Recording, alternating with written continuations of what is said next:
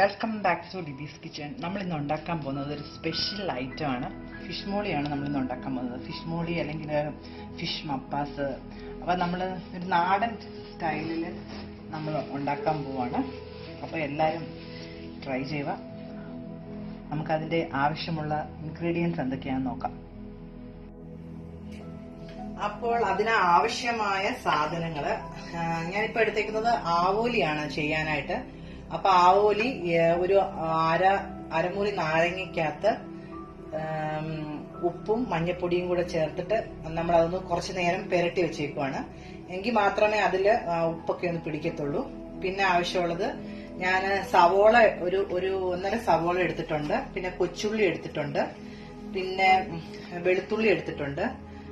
പച്ചമുളക്, കറിവേപ്പില, പിന്നെ ഇത് നമ്മൾ ചെറുതായിട്ട് കുറച്ച് സ്പൈസസ് എല്ലാം ഫ്രഷ് ആയിട്ട് തന്നെ ഇടുന്നുണ്ട്. മഞ്ഞപ്പൊടി, മുളക് പൊടി എല്ലാം കുറേശ്ശേ ചേർക്കുന്നുള്ളൂ. പിന്നെ പെപ്പർ, ഗരം മസാല, ഉപ്പ്, മല്ലിപ്പൊടി നമ്മൾ ഇച്ചിരി കൂടുതൽ ചേർക്കും. പിന്നെ തക്കാളി, പിന്നെ പാല് നമ്മുടെ 2ാം പാലുണ്ട്. പിന്നെ അല്ലാതെ ഫ്രഷ് വെള്ളം ചേർക്കാത്ത ഫ്രഷ് കട്ടിപ്പാലും ഉണ്ട്, തേങ്ങാപ്പാല്. പിന്നെ ഇതിനകത്ത് കുറച്ച് പുളി ചേർക്കുന്നുണ്ട്. അത് പിന്നെ ആവശ്യത്തിന് വെളിച്ചെണ്ണ. നമ്മൾ ഇതിനകത്ത് ഇഞ്ചി എടുത്തിട്ടില്ല, ഇഞ്ചിയും കൂടെ ഉണ്ട്. അപ്പൊ നമുക്ക് ആദ്യം ഈ ഫിഷ് ഒന്ന് ചെറുതായിട്ടൊന്ന് ഫ്രൈ ചെയ്തെടുക്കണം. ഒരുപാട് എണ്ണ വേണ്ട, ചെറുതായിട്ടൊന്ന്. ഇത് നമ്മൾ കറിക്കകത്ത് ചേർക്കുമ്പം പൊടിഞ്ഞു പോകാതിരിക്കാൻ വേണ്ടിയാണ് ചെറുതായിട്ടൊന്ന് ഫ്രൈ ചെയ്തെടുക്കണം. നമ്മുടെ മീൻ ഇപ്പം വെന്തിട്ടുണ്ട്. അപ്പൊ നമുക്ക് വേറൊരു പാത്രം വെച്ച് അതിനുള്ള മസാല തയ്യാറാക്കാം. ഞാൻ പാത്രം വെച്ചിട്ടുണ്ട്. ഞാൻ അതിനകത്തോട്ട് ഫസ്റ്റ് കുറച്ച് വെളിച്ചെണ്ണ ഒഴിക്കാം. കടുകിടുന്നില്ല, അതിന് പകരം ഞാൻ കുറച്ച് ഫ്രഷ് മസാലകൾ മാത്രമേ ഇടുന്നുള്ളൂ. അതിന്റെ ഒരുപാട് മസാലയുടെ ടേസ്റ്റും വരണ്ട വേണം താനും. കറിവേപ്പില,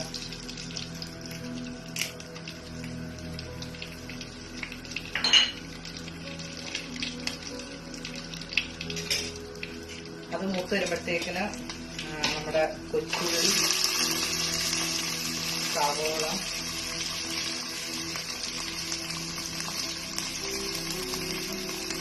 ഇഞ്ചി, പച്ചമുളക് എല്ലാം ചേർക്കണം.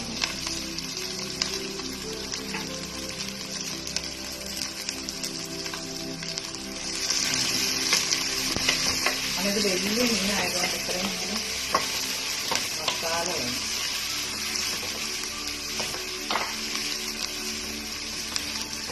നന്നായിട്ട് വഴഞ്ഞെടുക്കും. നമ്മുടെ സവോള, ഇഞ്ചി, വെളുത്തുള്ളി, പച്ചമുളക് എല്ലാം നന്നായിട്ട് വഴഞ്ഞിട്ടുണ്ട്. ഞാനൊരു 10-15 പച്ചമുളക് ഇട്ടിട്ടുണ്ട്. കാര്യം എന്ന് വെച്ചാൽ ഇതിന് വേറെ എരിവ് ഒന്നും നമ്മൾ വലുതായിട്ട് ചേർക്കുന്നത്. അപ്പൊ എരിവ് ഇഷ്ടമുള്ളവര് അതനുസരിച്ച് എരിവ് ബാലൻസ് ചെയ്യണം. ഇത് സവോള ഇപ്പൊ നന്നായിട്ട് വഴഞ്ഞിട്ടുണ്ട്. അപ്പൊ ഉള്ളിയും നന്നായിട്ട് വഴഞ്ഞിട്ടുണ്ട്. അപ്പൊ നമ്മൾ അതിനകത്തോട്ട് നമുക്ക് തക്കാളി ചേർക്കാം. തക്കാളി നന്നായിട്ട് വെന്ത് അലിയണം. വേണേ നമുക്കിത് അരച്ച് ചേർക്കാം. പക്ഷെ ഇത് നന്നായിട്ട് ഇതിനകത്ത് കിടന്ന് വെന്താണ് അലിയട്ടെ.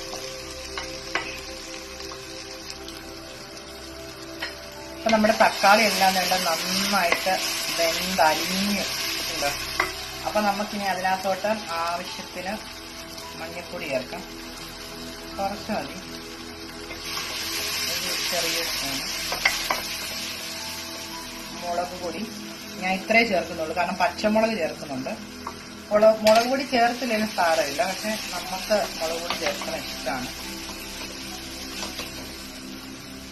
പിന്നെ ഇതിനകത്ത് ഇച്ചിരി മല്ലിപ്പൊടി കൂടുതൽ ചേർക്കും. സാധാരണ ഈ ഫിഷ് കറിയേക്കാട്ടിലൊക്കെ കൂടുതൽ മല്ലിപ്പൊടി കൂടുതൽ ചേർക്കും. 2 സ്പൂൺ മല്ലിപ്പൊടി ഞാൻ ചേർക്കും. നല്ലതായിട്ട് ഇതിന്റെ പച്ചമണം മാറണം. ഈ കറിയുടെ പച്ചമണം നന്നായിട്ട് മാറണം.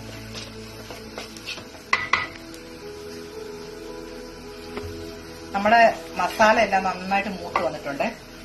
അപ്പൊ നമുക്ക് ഇതിനകത്ത് 2ാം പാല് ചേർത്ത് കൊടുക്കാം.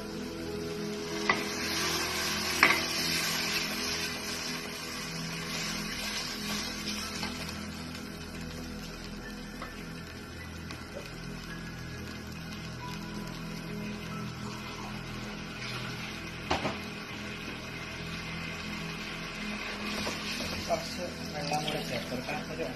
രണ്ടാം പാലിൻ്റെ കൂടെ തന്നെ കുറച്ച് വെള്ളം കൂടെ ചേർത്ത് കൊടുക്കാം. കാര്യം എന്ന് പറഞ്ഞാൽ ഫിഷ് വലിയ ഫിഷായതുകൊണ്ട് കുറച്ച് കറിവേപ്പില ചേർത്ത് കൊടുക്കാം. കുറച്ച് പെപ്പർ കൂടി ചേർത്ത് കൊടുക്കാം. കുറച്ച് ഗരം മസാല, എല്ലാം പേരിന് മതി, കുറച്ച് മതി.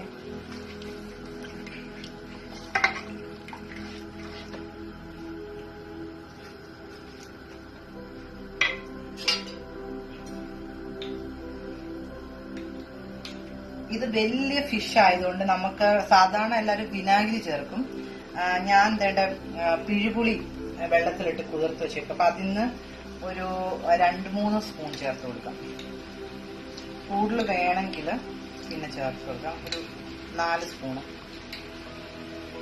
സാധാരണ മപ്പാസിനും ഫിഷ് മോളിക്കും ഒന്നും പുളി ചേർക്കാറില്ല.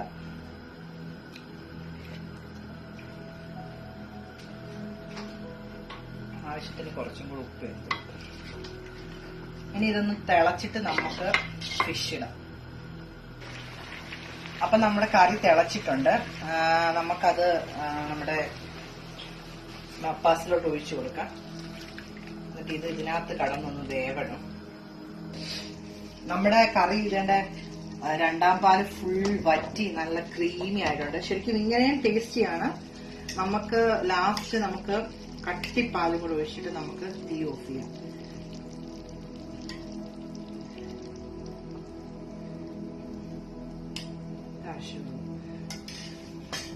കൂടെ നമുക്ക് ഇച്ചിരി പച്ച വെളിച്ചെണ്ണയും കൂടെ ഒഴിച്ചു കൊടുക്കാം. കുറച്ച് കറിവേപ്പിലയും കൂടെ. നല്ല സൂപ്പർ കറി ആയിട്ടുണ്ട്.